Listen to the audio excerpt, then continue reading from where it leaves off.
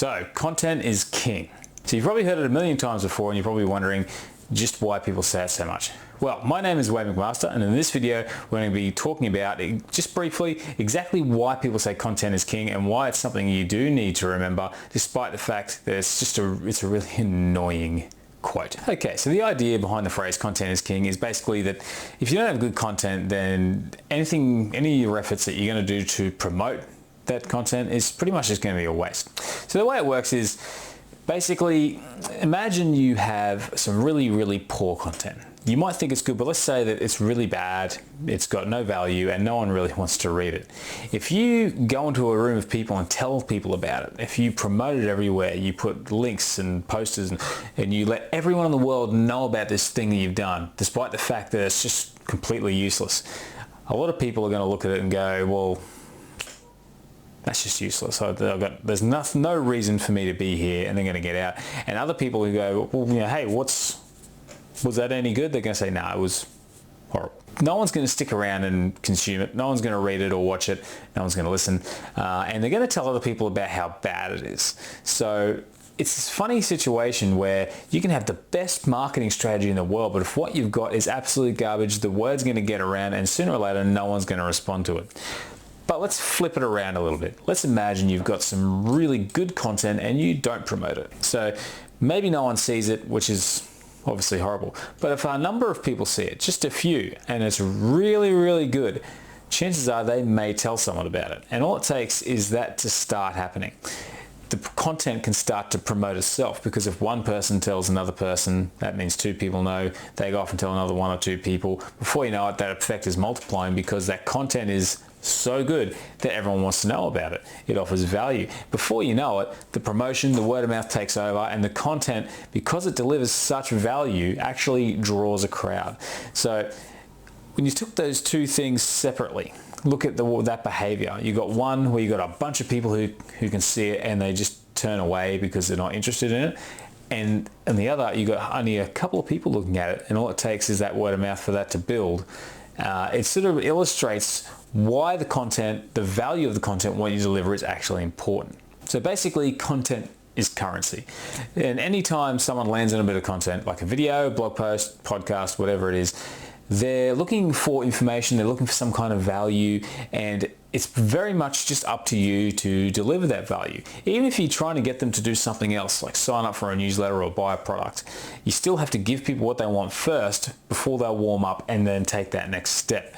So the idea behind pumping out a bunch of generic, low quality bits of content is just not going to work for you. But if you have good content, the idea is you're then being a part of that transaction. You're getting someone's attention. In return, you have to give them something worth paying attention to. So by creating good content, you create that transaction, and that transaction then becomes the founding step of whatever it is you want them to do next. So you may be wondering, okay, my content is great. How come I'm not really getting any results? The question you need to ask yourself is your content great? Like a lot of things I always say to people, a wise person will never go around telling people he's wise. It's usually the people around him who describe that person as being a wise person. Because someone who is wise generally knows what they don't know, and therefore realizes, oh geez, I don't think I know quite that much at all. So when it comes to good content, you can't label it yourself, because it's either knowledge or entertainment or value. You really need to be following the reports or the feedback from other people as to whether it is actually any good. Telling yourself it's good content doesn't necessarily make you right.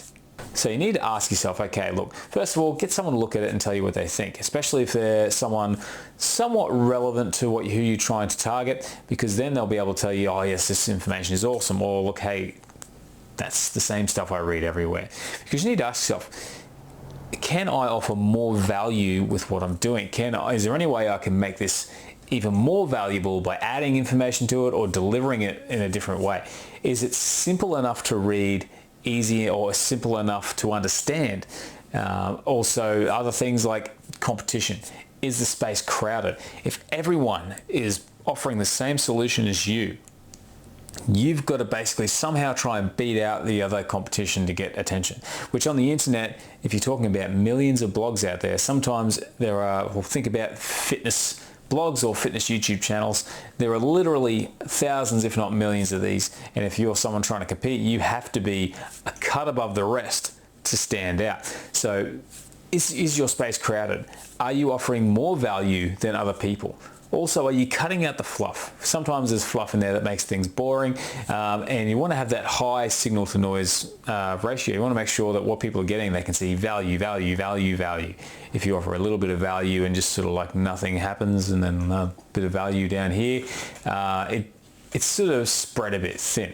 So you really need to start assessing these things with your content. So really trying to boost it, asking how you can improve it in order to, make it good content.